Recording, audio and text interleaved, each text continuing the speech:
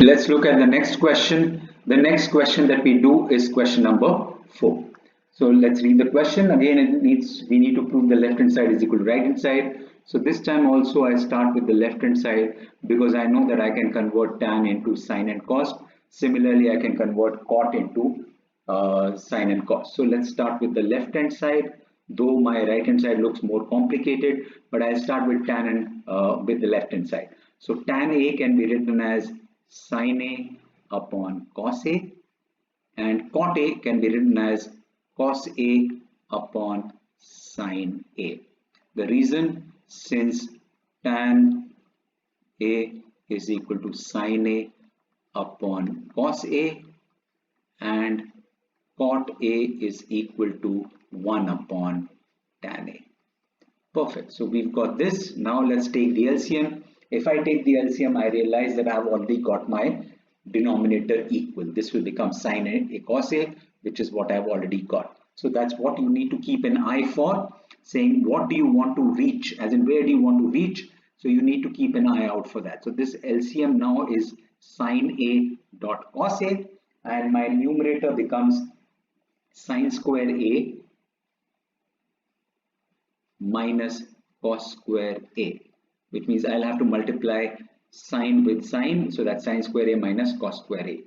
Now I notice that I've got my denominator right. I need 2 cos square, which means I don't need a sine square. Do I know relationship between sine square and 1? Yes, I know the relationship is sine square A plus cos square A is equal to 1, which means sine square A can also be written as 1 minus cos square A.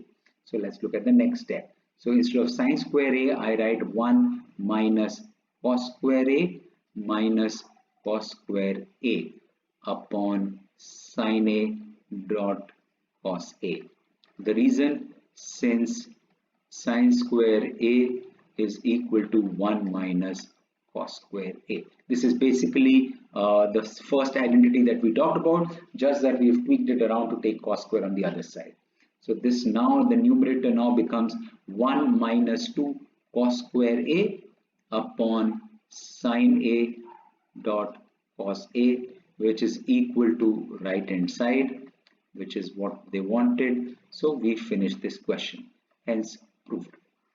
Done. Let's look at the next question. The next question is question number 6. Question number 6 says, prove that 1 minus tan A whole square plus 1 plus tan A whole square is equal to sec square.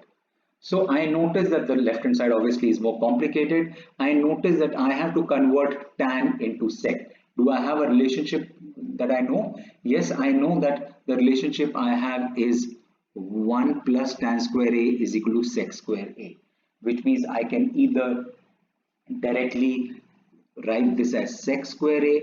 So then I would, so this would become, but this is now 1 plus tan A. Let's just open it because I don't have a relationship with tan A. The relationship is with tan square. So let me just open this bracket. So this is A minus B whole square, which means A square plus B square.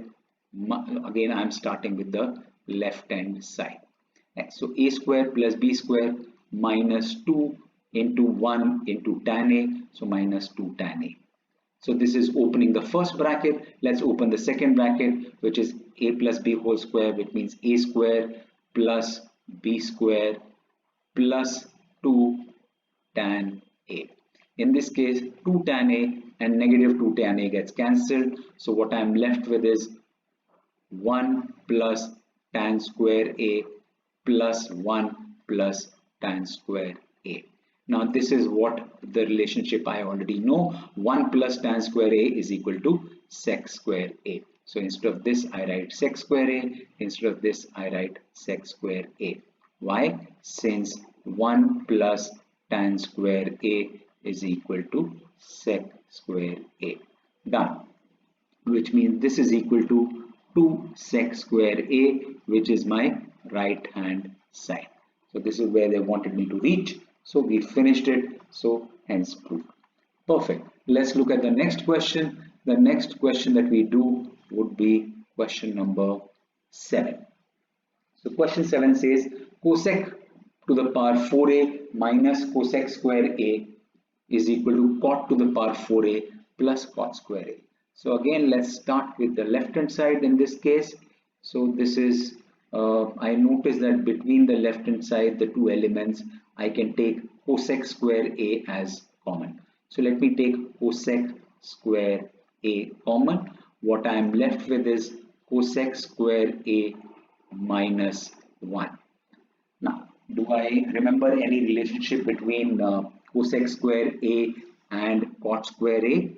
Yes, the relationship between that is 1 plus cot square a is equal to cosec square a, which means I can write cosec square a minus 1 as cot square a.